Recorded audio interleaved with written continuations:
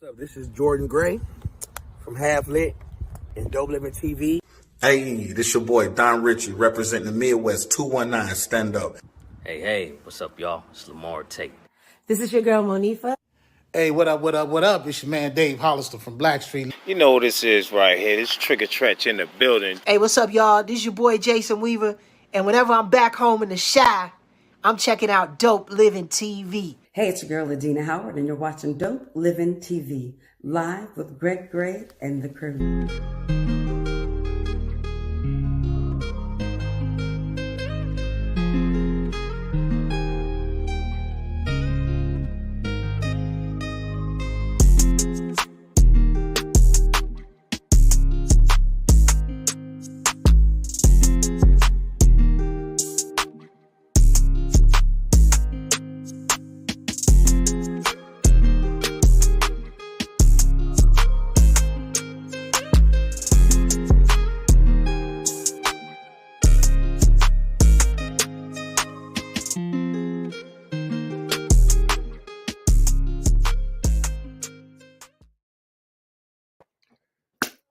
Yes, eyes here.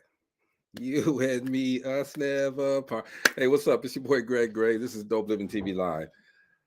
Let's start it off by saying, because I was told I wasn't saying it yesterday, the views that are expressed on this Dope Living TV Live are not necessarily the views of Dope Living TV or its affiliates. It's a great day, okay? So it's our last day of the week, so we want to make sure that we leave you guys inspired.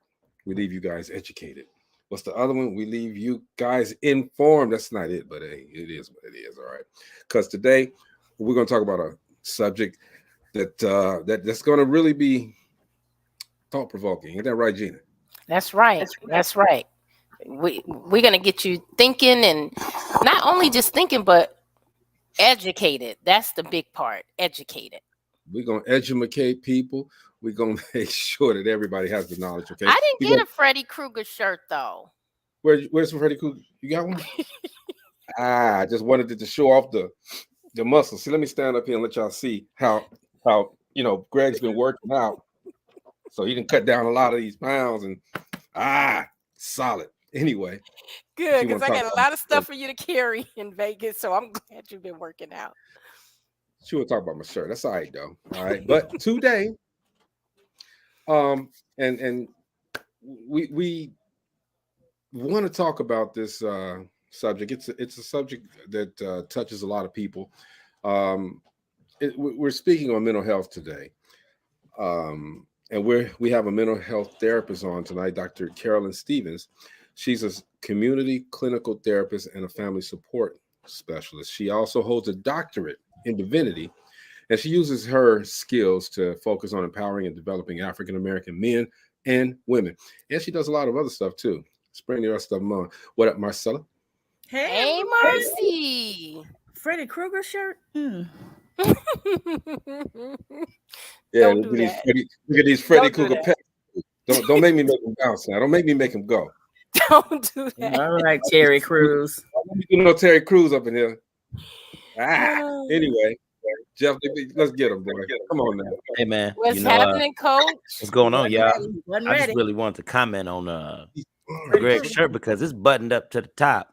It's kind of tight. It's all the way up there. And I'm like, you His good? arms. His arms. Look at his arms. Around Y'all the better neck come on, there. man. He said around the neck. Around the neck there. We at the top button. Chokehold. You got something. I ain't gonna say it because I see him. He prepping for me later on. He gonna get me. I'm waiting. Y'all on don't know nothing about that. What's happening, Mo? Hey, What's Maurice. going on, y'all? What's the up, man? reason it's buttoned up all the way to the top, Jeff, is because I was rushing. I didn't iron my shirt today, so if I let it out like I normally let it out, hold on. Let me see. Oh. See, that's one of them TikTok videos that say, watch this and don't nothing be happening. Okay. There might be was- comments like, did you see it? Did I miss did you it? see What was that? it? Because I missed it. I just missed wait that for the punchline video. for sure. Anyway, Y'all don't remember that back in the 90s? Y'all remember that back in the 90s? Yeah. It used to be buttoned up to the top. Was it? Okay. Mo, He didn't do anything just now. He didn't do nothing. He just I know. It doesn't fall right. See, y'all not in the fashion because y'all. Oh, you talking about what a collar is? Well, Yeah. fix you. If you're putting it up there like that, yeah, it's gonna fall like that. Fix it and do it like this, and you're good. Make it work. I didn't can't flatten it out now. It ain't working. It ain't working. Okay, you know Drink what? core. Drink core. All right. Will that help? Drink water. We have with us, Doctor. She think we crazy now. Okay. We need to get some help. We need help. We do. So we want to make sure we give a warm welcome to Dr. Carolyn Stephens. Again, she serves as a community clinical therapist and a family support specialist, and she's all doctored up. Okay, so let's welcome Dr. Carolyn Stephens. Hey, Doc. Hi, Hello. Dr. How are you? Stevens. She was back in the green room like, do I really want to come on here? Yes. At least now you know, ma'am. That's You know love. we need That's Jesus. love, Dr. Stephens. That's all love. No, I was back here hollering. I was like, this is my tribe right here. And Greg, really, I got concerned when I saw your shirt. Oh. Just so you know, Black folks don't do that. Okay, you got to. So I think you need therapy. Much better, much better. She gave her extra recommendation. All right, Dr. Stephens, it is such a pleasure to have you on. We are so excited about what what you bring to the table. Oh, I'm excited to be here, and hello and ashe to everybody that's watching. This is really cool. I feel at home already. Good. You are home, and hopefully you can educate some of the people about this really necessary conversation that we need to have about mental health. Okay, so first of all, before we get into the conversation about mental health, tell us about yourself. Okay, about myself. Well, I am a Brooklyn girl, originally from Brooklyn, New York. Been here in Atlanta for a little over 30 years, so I guess I am officially a Georgia peach, but I always like to tell people that I am authentically a Brooklyn girl. Here in Atlanta, as you all mentioned, I practice as a clinical family therapist and certified family support specialist. I'm also an author, so I will be with Gina in Las Vegas on the red. That's right. Our book went bestseller, and we're now nominated for a Distinguished Authors Guild Award. So I'm super hyped about that and being with those great folks. I serve also as the CEO for the Black House Media Network. This is a space where people of color can come and put their content on TV and just come and be our authentic, beautiful, powerful selves. And so that's a little bit about me. Okay. You don't have that New York accent, so I'm like, you have to have been gone from New York for a while. Well, there's certain words. So like if I'm talking to my friends, if I say talking, I just heard it. If I say coffee, which I say that every day. Matter of fact, I'm right here right now with that coffee. And if I say the one that most of my friends pick me about, if I say, hey, let's go to the mall. And they're like, what? Because here in Georgia, they say mall. And no, you're going to the mall. So I still got a few words, Gina, that sound like I'm coming from Brooklyn. If I get a little irritated, you're going to hear full Brooklyn. Brooklyn explosion. Dr. Carolyn, if you tell me let's go to the mall, I'm with you. To the mall. I'm going. You can say it any way you want. I'm there. We're going straight to Foot Locker first, okay? Then we're gonna go to the Nike store. Good. Okay, to the store. That's right. Store. That's how you pronounce it. That is grammatically correct. I'm not understanding why people say the mall, but mall. I know. What's wrong with it? Yeah. WL. Yeah, that's correct. We right here. We cut all of them out. Right. Okay. Wow. So again, welcome to the show. We found out about her, what she's done, who she is, I should say. All right. What made you want to be a doctor, though? I mean, wow. That's like 30 years in school, right? Mm-hmm. Don't laugh. It sure felt like it when I had to do that dissertation. Oh. So let me tell you, being from New York, when I went to college, the goal was to be a fashion designer. That was the goal. And I was going to live in Paris, don't have any children, and I was just going to be designing. But it's just that when I got to Atlanta, I have to be upfront. I found out I had a revelation as I was in school and trying to make it in the fashion design world. I found out that I had to eat. So I found out that I had to eat to pay some rent. So I got a job actually working with children in a daycare. Okay. And then when I started working with children, it just looked like all the parents and all the teachers started coming to me about their problems. And I said, well, maybe I got something here that could help people, you know. So I decided to change my major to psychology, and I actually didn't go at it full thrust. I mean, I had children, and I got married, and then I got divorced, and so I had a whole lot of things happen. But that's when I went into psychology, and I absolutely love what I do. This is my thing, my gift. I love to see people heal. And that's what makes it so great. great. That's what makes it great. So let's get into the mental illness. So as Gina was putting together this this post, she gave some astounding stats here. She says that more than 43 million Americans struggle with mental illness, and the youth depression rates have risen from 5.9% to 8.2% since 2012. And the most amazing thing is that most Americans lack access to adequate mental health treatment. Why is that? So the stats are correct. And we are seeing a rise with youth. We're seeing suicidology. We call it suicidal ideation. So that's very prevalent. We're seeing self-mutilation. Some people call it cutting.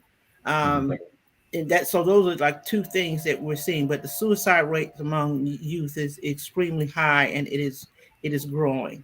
I would peradventure to say, when it comes to those stats, if we look at the African diaspora, those stats are going to be even higher, which will lead me to answer your question.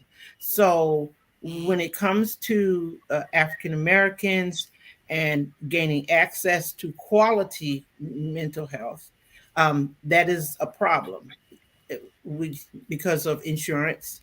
A lot of our people cannot afford it, which is why I went into community therapy. I left private practice to go into community therapy. So a lot of our people cannot afford it. Also, and we probably will hit this in this conversation, when it comes to African Americans and mental health, even in 2022, as a culture, we have evolved some in terms of our thinking about mental health, but many of our people are still very ambivalent about mental health. They still have a lot of stigmas that they, things that think about that interfere with us getting the kind of quality mental health that we need as a community. Yeah, that's interesting. Great. That is very interesting. Now, a lot of people call, well, they say, Greg, you crazy. All right. Just because someone has mental health, that does not constitute them as being crazy. Am I correct? Mental health issues. I'm sorry. Well, so let's do this then, Greg. So how about all of us? What do we all define as crazy? Gina. And then she's probably gonna say, you know what? It's to me, I don't know. You can call someone crazy, and it's crazy to us, but it may be normal. Like even if you go to another country, things we may see them doing, we'll say, well, that's crazy, but that's the norm to them. To me, when we talk crazy, it's someone that just does not have all their senses. Okay, but let me interrupt real quick, because people always say he crazy that, like they say Kanye's crazy. Okay, but Is there a deeper? I'm just saying, is there a deeper seated issue? Is he mentally ill, and how do we distinguish between crazy and mentally ill? Marcella? Okay, yeah, I'm interested to hear, what do we all think? Absolutely. Okay. Crazy. A lot of times, from my perspective, when people say someone is crazy, similar to what Gina is saying, is when they're acting different from what you feel is normal. So you're abnormal, possibly they're normal. I have an issue hearing people, because I'm just going to be out here. My son was diagnosed with schizophrenia in his 20s. So I am one, I don't like to hear if someone has a mental illness, someone saying, oh, they're crazy and things like that. That's very a derogatory kind of statement. But normally crazy, my definition of when I see people saying that is, again, when someone is acting in a different way that you think where you feel it, is different from your thoughts. Like with Kanye, he says some things. Some say he's a genius. Some say he's crazy. But when you listen to him and other people who are labeled as crazy, some of the things that they're saying make sense. It's just a different perspective from your ideas. It's a category that people put. I guess they label these people. A lot of comedians are called. Man, that was a crazy set that he did. They're crazy because of some of the things that they say. But and Dr. Carolyn would like to hear from you two gentlemen as well. So y'all go ahead, because I got a little bit more to say, because this is interesting. Go ahead, Jeff. Okay, what I was gonna say was, see, I look at crazy as two different things. Okay, it could be, I look at more so in the actions. It's in the actions of the person. So let's say, like for instance, I was at the grocery store at the gas station with my went to my boy's uncle's wake or whatever, and right down the street, I was getting something to eat out of there, just a little snack or something. This guy comes in, he's just angry, cussing at everybody, smacking the glass and everything like that. See, it's his actions. I look at crazy as you're doing very sporadic actions with no thought. You just going, you reacting off of that emotion that you feel at that time, and you don't know how to actually like hold on to your emotion and control it. You just everywhere. And normally in anger, that's how I look at it. And then also with the words that you say, it's some people who have some very far out ideas, but sometimes the mind can conceptualize different things. You know what I mean? So if somebody says something off the wall, that doesn't mean that they're crazy. They just look at the world differently. But there's a thin line with that too, because there's some people out there who could say some very off the wall things that don't make any sense at all. So they're out of sense of self. You know what I mean? Yes. So it's just some things that I look at. So I take that in two parts, with actions and words. It was Maurice. Well, I myself think that it's the clinical definition of crazy is a chemical imbalance. It's an actual disease. That's my, always been to me. It's a chemical imbalance in the brain. Wow. I have thoroughly enjoyed everybody's comments, and I'm definitely going to side with my sister, and I'm bad on names. I don't have on my good glasses today. Marcella. And thank you, Marcella, for being candid about your son having a mental health disorder. So, and the reason why I said, and I side with everybody, but I side with her because I believe, especially as a culture, that we have to be very intentional about the language that we use when we talk about mental health disorders. I know that we say things because we're just used to saying things like I've heard, which is something I absolutely disdain, but I hear a lot of you guys probably have heard it too. You hear a lot of people say, man, he's just bipolar. See, just throwing it around. Heard that said before. And sometimes we say it in a jokingly way, but we really got to start being a bit more intentional about the words that we say, that we put out into the atmosphere, that we put out into our community, because bipolar is having bipolar disorder is definitely not something to joke about. I mean, if you know anyone that has bipolar disorder, at least half of my clients have bipolar disorder, and trust me, when you go on that journey, it is definitely not something to joke about. And the reason why I'm saying that I'd like to see us, especially as a community, to be more intentional about the verbiage that we use, because what happens is, this is the reason why people become ambivalent about engaging in mental health practices, or therapy services, is because the first thing that a lot of people think, if I get a therapist, if I go to therapy, that means that I'm crazy. Okay. That's what that means. And so that's why I hope that when we leave this broadcast tonight, that all of us as a community of people, that we'll start saying, I think I'm going to be a little bit more intentional about actually what it is that I'm saying. I also like the comment when we talk about being crazy. Okay. A lot of times we're talking about, and I forget who made this comment, but we're labeling people because they don't act the way we do. Okay. Okay.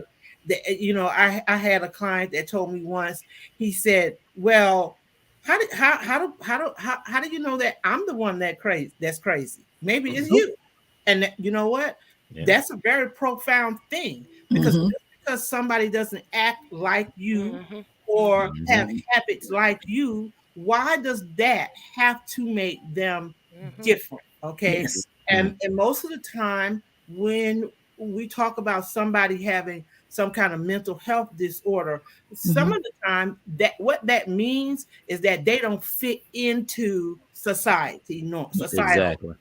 But let's talk about societal norms. How is it that somebody who has bipolar disorder or schizophrenia or ADHD or ODD, that they're considered to not fit into societal norms, though we can accept the fact that somebody is going around killing people with a machine gun? Come on now. People, but that's normal. That's normal. Right. I beg to differ. That should not be considered to be normal. Some things as a society that we have labeled as normal should really fit under the category of a mental health disorder. Wow. They belong under the DSM-5 for real. Right. So some things, that we have just, and I'll tell you why, as a society, why we've accepted, some things as being categorized as normal, because we don't have the courage to really face the real truth. That's the whole problem. That's it. I always say you cannot heal what you're not willing to confront. So we've got to have more conversations about mental health. We've got to have conversations with our kids and not play around with it. Okay. When you talk to you about suicide, you need to say it. Do you feel like killing yourself? We're afraid to say that. Okay. We're afraid. We're dancing around it, especially in the African American community. We dance around a whole lot of stuff, because if I ask everybody in this room, what's the one thing that we all have in common that your mother or your grandmother said? I'll start it out. What goes on in this house stays in this house. If you Black, you done heard that before. But how well has that been working for us? Because in our families, we have high levels of molestation, all kinds of toxic things that have gone on in our families, and we don't talk about it because we were told not to talk about it. And now these are the individuals at 40, 50, even 60 that I have on my couch, because they grew up with that ideology that we have of not talking about things. And I'm so glad we're having this conversation, because community, we need to start talking about some stuff. Yes. Ooh, I love Man, that. That was a powerful yes. statement, girl. I love that. She didn't even Whoa. breathe. She But didn't you even, know All right. what? she Let didn't it take a go. breath. She's speaking the truth, and she's Yeah. speaking about things that we don't want to talk about. We don't want to Yes. hear. One of the questions that I have for you, Dr. Stephens, is do you see more? What gender do you see more of that are going through mental illness, or does it make a difference? So I'm gonna say what I see more of, and at the same time, it doesn't really make a difference. So I see more and I engage more with women, okay? But I got to tell you Hmm. the truth. I work with men, not just in the mental health arena, but I do business with men. I'm going to say that mental health issues are higher, especially with African American men, and I'll tell you why I say that. I say that for two reasons. One, because as a society, and Black women, I'm so sorry, don't y'all shoot me after I'm getting ready to say what I'm getting ready to say, but this We're gonna hold you up with as the man on the show. to me. So We're y'all gonna got hold you up for another show. real person. Okay.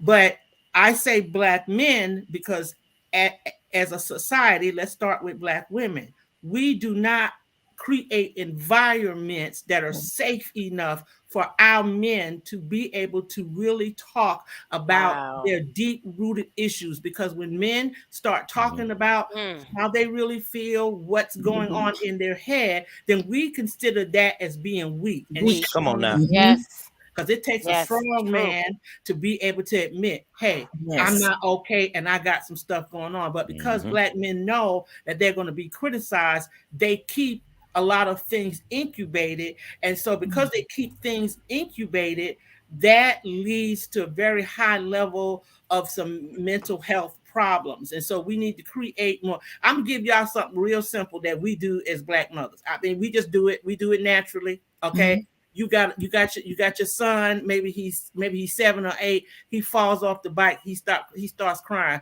Boy, stop that crying. Be a man.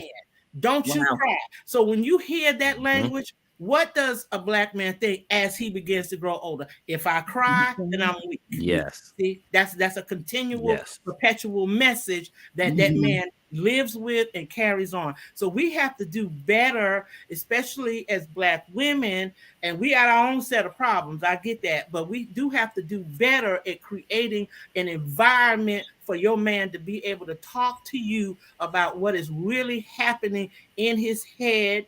Every day, a Black man's got to go out into the world and he has to face all kinds of terror, all kinds of trauma, all kinds of ambivalence. Just hearing a siren, okay, that triggers a lot of things. So I'm going to say, to answer your question, I see more and I engage more with women, but I really think silently, I think our men have more mental health issues than they are allowed to be able to admit. Yeah, we can take that. Jeff, you had a statement? Yes, I did. And I really want to speak to the fact that you said with Black men not being able to really talk about their issues and problems. Because see, I'm a young man that just got married last year. Okay. And with me and my wife being a young couple, it's a lot of stuff that we actually talk about with accepting a lot of the trauma, the different stuff. See, it's a lot of stuff I dealt with in my 20s. Like I know who I am and I know where I get it from, and I know how to deal with it. But when we coming together as one, you know what I mean? When we come together as one, you tend to notice that it's some stuff that your family pacified you with. You know what I mean? And when that person that loves you starts to see things actually go on with you, that's stuff you have to learn to accept and at least try to take a look at self and say, okay, don't say this isn't me, but could it truly be me? And actually explore what your other half is telling you. Because with us being a younger married couple, we said it's going to be things that we face, but let's go back in the past and actually see why they're there. You know what I mean? Let's open up the wound real quick and we can talk together, because I've cried in front of my wife and she's accepted that. You know what I mean? She did not beat it down. You know what I mean? Because we actually had that conversation. It was open. And I just want to make that statement because you are exactly right. And I have been in relationships where it was hard to talk. You know what I mean? Because it does seem like a sign of weakness, but this is the only woman that I've been able to be with. And I know there's many women out there, but this is the one for me. This is my queen who has accepted me and my emotions. You know what I mean? So that is tough to find out there. I agree with you, Doc. I'd like to add this, if I may. When I authored the book, I Am a Black Man, The Ascension of the Kings, I went into compiling that book with the mindset that I don't know if these men are really going to be transparent. I don't know if they're really going to, that those men just turned my whole life around. They were very transparent. And here's something that I'm going to put out for the audience to take in. I had 8 authors on that book from ages 35 to 78. We didn't know this because this wasn't written in the book. It's just that when I start putting them on radio and TV, 7 out of 8 of those kings all admitted that they were molested as a child. Wow. And we were in tears because it's the first time we're hearing it, the publisher and myself. And I asked those men, I said, well, y'all didn't write about this in the book. I mean, what made y'all get on TV? They said, Dr. Carolyn, you told us that we had the freedom to express ourselves in this project. So we felt that it was time that we disclose this information so we could stop walking around with that inner burden and go ahead and get free. And I got to tell y'all, after that, I met so many men who had been molested by the auntie, the babysitter, the older sister, and all of that. And I think that's a taboo subject, you know, Gina, that we don't talk about. Even when we talk about slavery, we know that women were you know, molested and sodomized. We tend to not talk about the fact men were too, not just women. So if we're gonna get any balance, especially in our community, and this is my own personal feelings, we got to make sure that our kings are all right. Okay, first and foremost, because they are the leaders and the head of our community. And if we don't see about our kings being all right, well, the kingdom this just has no hope. Right. Oh my God. Say that one more time for the people in the back. Hey, Tree says, Jeff is a man that took a lot to say, and I applaud you, and I hope that you sharing that personal information helps another man who's afraid to speak up about the past to their women. It really does matter. Yes. Dr. Carolyn, let me ask you. So mental health issues, having a mental health issues is a sickness. Am I correct? Yes. Okay. And with that being a sickness, does it take medication? Can people get over the mental illness with medication or without medication? Okay, that's a good question, Greg. I'm glad you asked it. So again, let's kind of look at our terminology here. So when we say, can they get over it? What we strive for in mental health is not unless there's a divine healing that takes place, and I do believe that can happen, okay? However, what we strive for is to help people to be able to manage their mental health issues. Okay. So, boy, this is a question that I am not a big fan of psychotropic meds. I to be honest, I am not a big fan of psychotropic meds because for a lot of people, not everybody, psychotropic meds can help you in one way and then harm you in a whole other way. Okay? Yes. But I am not totally against psychotropic meds because some people need that in order for people like me, to be able to do our job. And so psychotropic meds can help you to manage the disease.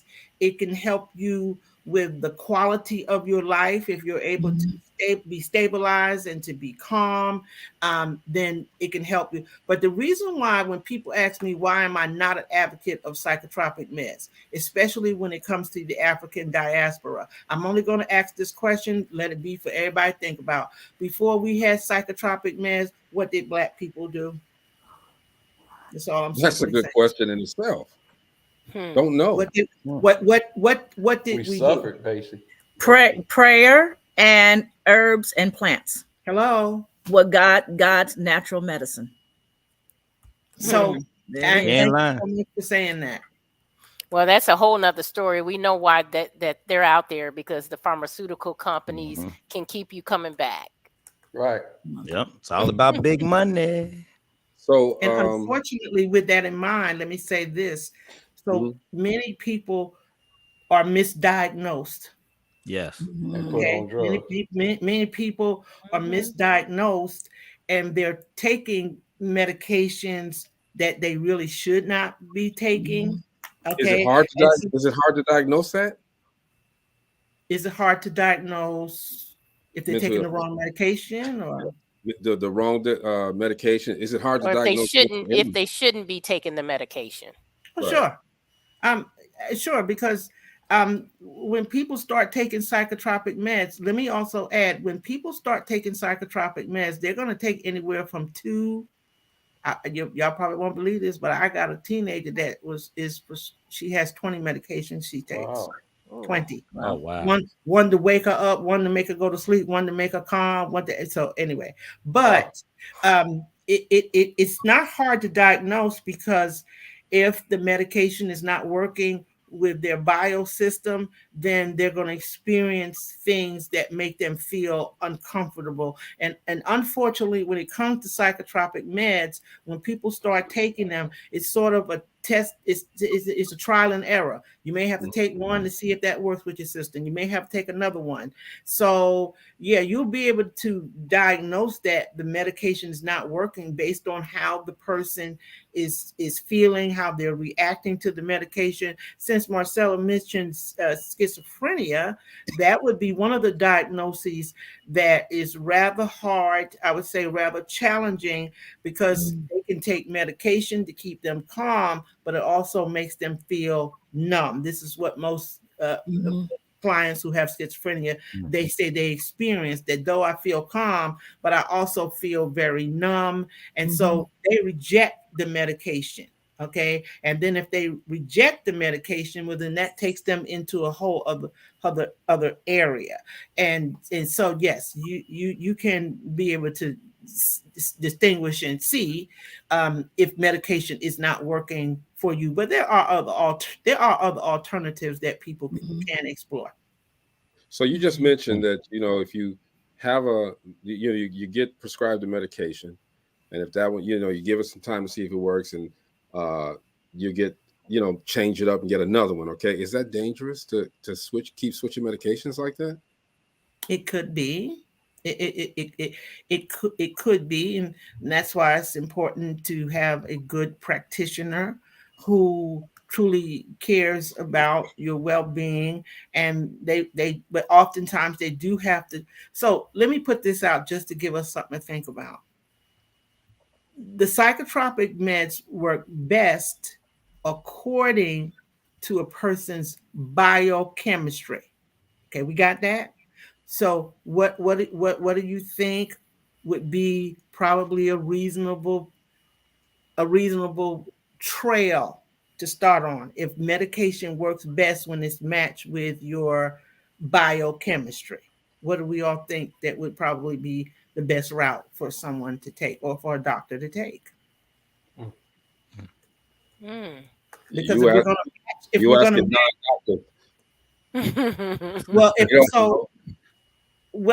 so I'm just giving this for the audience and for us to do a little bit of exploring, right?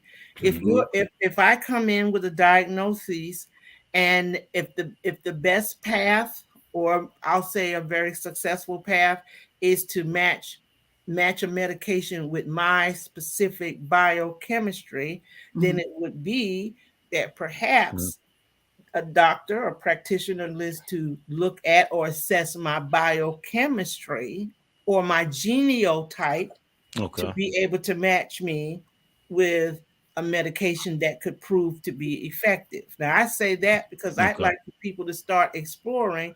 There is gene testing. I am an advocate of it. There is gene testing, that there are doctors who can test your genotype to match you up with a medication that would probably prove to be more effective. So that's why I want to put that out there. That is one of the alternatives that I strongly advocate for. And of course, holistic things as well. meditation, prayer, all that kind of stuff. We got a couple of questions. Maurice, you want to ask a question? Yeah.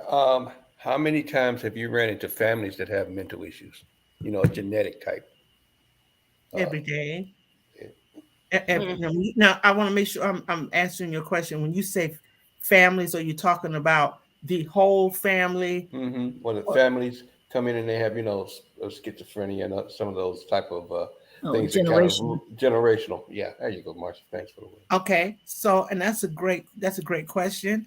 Just about every day through the week, because I may get an individual, but when we do the assessments, we're always going to ask about the family.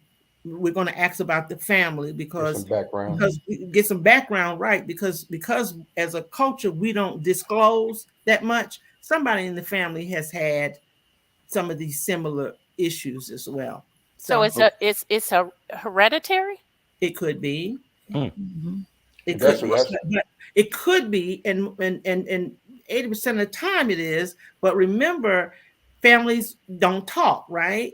So families don't talk, and so because families don't have these discussions, because families don't talk, then we sometimes don't know, well, is this hereditary? With ADHD, for example. Okay, attention deficit hyperactivity disorder, which we see very prevalent in a lot of our boys. More than likely, dad, granddad, mom, somebody had ADHD, but because we don't talk about that, then then the family would not know. So to answer your question, yes, I see lots of families who need mental health. Okay, Marcella, you had a question. Okay. Okay, because it's been a while. I got a couple of things to say. You made a comment about how misdiagnosis and stuff, and I know back in the day, there was all in the news about our young Black children being diagnosed. If you had any issues in school with being with ADD, attention deficit disorder, or ADHD, attention deficit hyperactivity disorder, and they were putting them all on Ritalin and Adderall, and finding out later that really wasn't it. That's number one. Number two, you made a comment about with schizophrenia, feeling numb, helping you, and then also feeling numb, and how sometimes they would stop their meds, and when they're over a certain age, there's really not much you can do as a family, and they start self-medicating with alcohol or non-prescription drugs. So my question now, I'm sorry, I just wanted to comment on things you said. Can nutrition or foods also help with helping someone with mental illness? Does that play a part also in the foods that you eat? I'm glad you asked that question. Nutrition plays a very big part. Okay. The majority of the food that we eat here in the Western world is highly processed food, okay, which does affect us. There are countries actually that look at the diet that we have here in America, and they ban the foods that we eat. They ban this poison. Okay? Yep, that's right. So I'm glad you asked that question, because that says that we need to be more intentional about the food that we put in our body, because the great majority of the African diaspora, we eat a post-slave diet. Okay. And we had to do what we had to do back then, because that's all we had. But now we got to educate ourselves and begin to change the way that we eat. And I don't want y'all to kill the messenger, but it might not be a great thing all the time to be eating them chitlins and them hog maws. So sorry. I don't even like none of it. You better say it. Okay. But if you look at our nutrition, I'm saying, you will see how it has affected us in our physical body as well as with our mental health. So nutrition has a lot to do with it, especially when you talk about kids who are ADHD.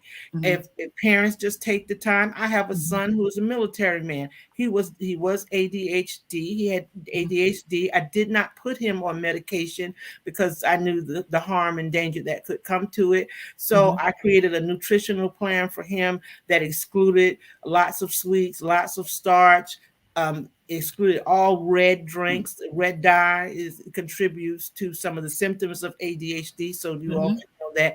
So if it may take a little work, but it's well worth it. I myself am a vegetarian, and I had to do it because I had extremely high blood pressure. I was extremely overweight and all kinds of things. And as soon as I just made some changes in my diet, I will tell you that I don't suffer with high blood pressure, but I'll tell you what happened to me. My clarity of mind began to increase. I could think better, having no idea that it was attributed to all them chicken wings that I used to eat. But it really was. Definitely. So when we start to look at the nutritional part of it, it does give us more clarity of mind, and it can affect our mental health and wellness. Okay, Dr. Stephens, at this time, each day we take time out to redirect, regroup, and refocus, and hear a few words from our life coach, Jeff Relaford.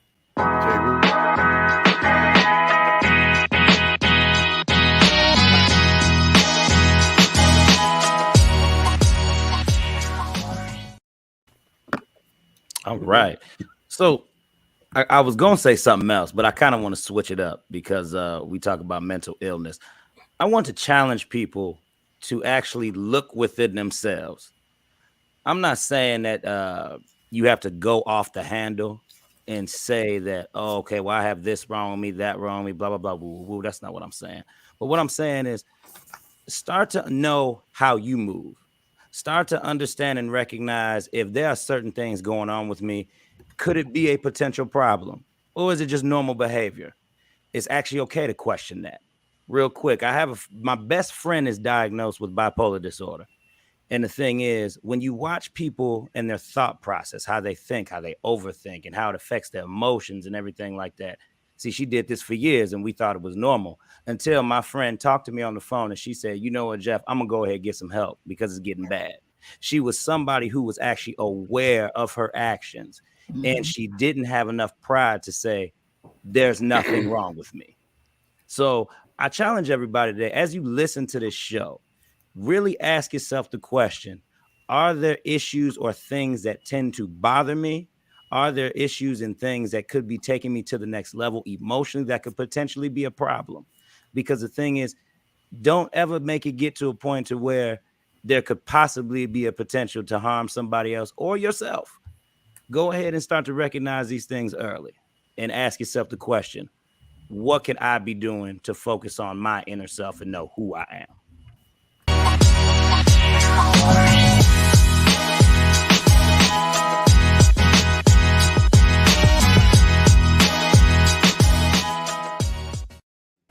Jay Real. He has a podcast of his own on Monday. He has an ebook. All right, let's support that brother right there. All right, good job, Jeff. Thank you, sir. So we were speaking with Dr. Carolyn Stephens. We're having a discussion about mental health and mental illness, but I want to make sure that we get all of the information about the other things that you're doing as well. Can you kind of touch on some of the other things that you do? Okay, well, in addition to being a clinical mental health therapist, I'm also an author, and I'm getting ready to write lots and lots of books, and I'm particularly excited about that because a great deal of the books that I have that I'm working on now will focus on mental health issues.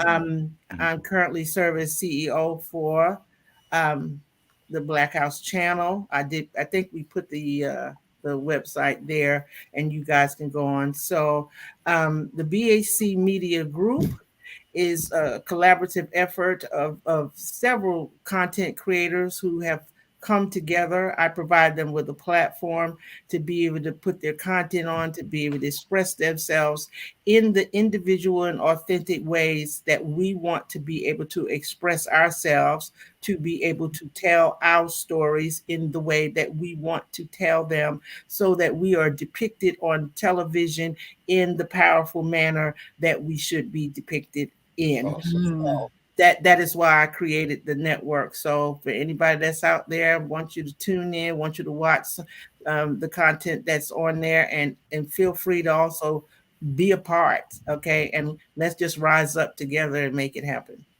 Yes. Such beautiful work, such Yes. a great platform. I told her before the show, everybody, I said, look, We'll come on. We'll put our show on her network for $150,000 a quarter. But I told her, she said, "Don't worry about it. She got us. Don't worry about it." Oh, really? See that part right there? See, See that part right there. He's having a little mental blank right about that. you having a psychotic meltdown. Yeah, There it is. Let's be candid about it. A psychotic meltdown. Okay. Carolyn, you're gonna make everybody think I'm crazy. Okay. Okay. She did say that, all right. Marcia, you have one more question.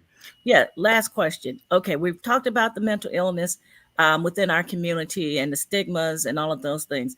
What can we do as a community to help change some of the laws regarding mental illness? Families trying to get help, but they're over 21. So then we have no say or can help them. And also as far as police killing our people with mental illness, going in because they're not trained properly. Okay, great question. So I'll be real quick. I think there's a couple of things that we can do. One is what we're doing tonight. Okay. Is coming together and having more conversations that are real, that we are being courageous tonight in talking about these issues, and we need to continuously keep having the conversation.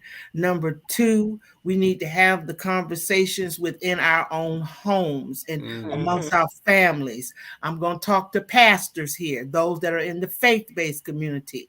Okay, you perhaps maybe instead of having a Bible study night, how about use that to talk about mental health and wellness? Okay, within your churches and your synagogues and what have you, because we need. So basically, what I'm saying to answer your question, we all need to be intentional. We need to be proactive about doing our part, about talking about mental health and wellness so we can take the stigma out of it. We need to go to our local politicians within our communities and ask them, what are your plans to make provisions for the mental health and wellness community? What do you propose to do? And then I'm going to leave this and say this, because I feel very strongly about this. Us need to help us. And that's what's really going to make a big difference. What are we going to do? How are we going to come together? How are we going to pilot programs? How are we going to get other African American therapists to be a part of the things that we are doing so that our people can get the help that they need? Absolutely. Great. We want to thank you for coming on the show, Dr. Stephens. Oh, thank you all for having me. Yes. Yes. We learned a lot today. Before we go, though, we always go around the room here and we give people words of wisdom. We give people some gems that they can go on. Okay, we want to start with you. Okay. Wow. What am I going to say? I'm going to follow behind my brother Jeff, because that was very powerful what he said. And I'm going to say, tune into you. Those of you who are listening, it's okay to not be okay. So tune into you and get the help and the support that is out here for you. You just have to reach out and get it. But take care of yourself and tune into yourself, because your mind matters. Great comment. Mo. Hey, I'm going to agree with everything Dr. Stephens said. We need to help us. We need to help us. We need to put ourselves on that agenda and find professionals like her that are willing to bring those things out and listen really well. From what I just heard about, the gentleman that she wrote that book with, a lot of stuff came out, and then it came out by itself just from the therapy, So, I mean, I think, like you said, we need to help us before we can help, before we can do anything else, we need to get us straight first. Absolutely. Jeff, life coach. Yeah, let's stop hiding, people. Let's stop hiding behind a shield of embarrassment, anger, rage, let's just stop putting the shield over. Let's stop putting the blinders over and turning that blind eye to the things that are really there. All of this can start with a simple conversation. A simple conversation where you're not judging, where you're not ridiculing, where you are actually creating a safe environment for your family, your friends, and people to share how they feel. If we do that, we could go ahead and we can actually change. It ain't got to be the whole world, but we can at least change the perspective of some people to hit up the community. Amen. Amen. I want to talk about compassion. People, start having more compassion for others. Let go of the bitterness. Let go of the grudges. Put yourself in someone else's shoes. You never know what someone else is going through. Start showing more love. Stop fighting. Show love. Absolutely. Gina. I'm going to say, I think we all have some type of mental challenges. I think even stemming back from, 400 years ago, I think that just carried on into our families. And we probably all can take, lay on that couch and get some help. Even if you look back at your families, you probably can see somebody very close to you that are going through some mental things or going through some things and you don't know what's going on. But, we have a lot of challenges that we deal with. We have these expectations that we're trying to meet that other people are putting on us. And that causes PSTD. So, we need more people like Dr. Stephens, and not only that for them to be there, but for us to utilize the services that are there. I know she's located in Atlanta, Georgia, but just from meeting her and talking to her on the phone, the conversations I have with her has moved me in a different direction and even in a different mindset. And so it's worth going out there and having those conversations, even if it's just to get things off your chest. It's nothing wrong with it. So just take advantage of it. A lot of things that happen in the past can lead to mental issues going forward.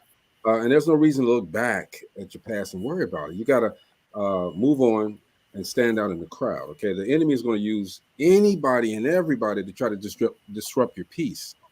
What we have to do is to keep pushing forward, everybody. And when it seems like things will never change, up your levels, grow your kindness, and stay focused. All right, we want to thank you, Dr. Stephens, for coming on and hanging out with us. Thank you. Adrian says real quick, yes, because we're all going through it. Yes. My publicist, Katina Field, says PTSD is real. This is a great topic. I've shared this on my personal page. Oh, y'all, we're going to go Hollywood now for real. Come on now, Katina. Thank you, Katina. You got to come back. Yes, this is something that we have to keep going. We have to keep this conversation going. Once a month or something, Dr. Stevens, well, I have found my tribe. I love you guys. I love you guys. And Greg, we didn't mean to pick on your shirt because it's okay to not be okay. All right. We don't want you to be traumatized. Understand. We don't want you to be traumatized, because we talk about the shirt. But listen, I'll come back anytime you guys want. Oh, hell no, you ain't coming back. No, I'm joking. I'm coming back. You said I can. Okay. Don't mess with me. Said I'm coming back whether you like it or not. I'm just going to pop up now. Send me the link. But listen, I do want everybody to know I do practice telehealth. So you don't have to be in Georgia for me to see you. And you just get in touch with me. You can contact Gina or somebody and get in touch with me. And so you can be in any state and I can still speak with you. I also personally offer income-based therapy. So I'm never going, that's just a personal thing. I'm never going I love it. Yes. Down for you to say you don't have the money to have therapy. That is not my case. We will work it out for you. I'm a part of several groups that will offer that to you as well. If it's not myself, I see one of my colleagues commenting, Ariane, she's a part of a mental health collaboration, Mind Matters. And so I can get you connected if it's not with me, with many people, so you don't have to necessarily let that be a barrier that you don't have the money. So, guys, That's just great. invite me to come anytime. And just because of Greg, I'm gonna pop up. Now I'm Come gonna. on. I was gonna be professional about it, but now I'm just gonna pop up. Handle that business, girl. Handle that business. We love to have you here. Okay, all kidding aside, Wow. you Yes. give us great wealth of knowledge on this subject. And again, Mhm. whenever we have great subjects like this, there's never enough time to finish it. Okay, so yes, Man, we yeah. do want you to come back and explain a little bit more to us because there's more questions that need to be answered. Oh yeah, Appreciate definitely. you, okay. We've had a great week. We will see you guys again. We'll see you guys again. I don't know when, but we'll see you guys again. I think Monday. But Peace, we're people. in Vegas next week. It's finally here. It's finally here. The Distinguished Yes. Authors Guild is on. We're in Vegas. I'm gonna try to do a show from Vegas. I don't know about y'all. If y'all gonna be available, we can put I'm one. available. I'm ready. Let's get it. Yeah. Dopeline TV Live, guys. We will see you guys then. All right. All Peace right. out. Peace All right, out. everybody.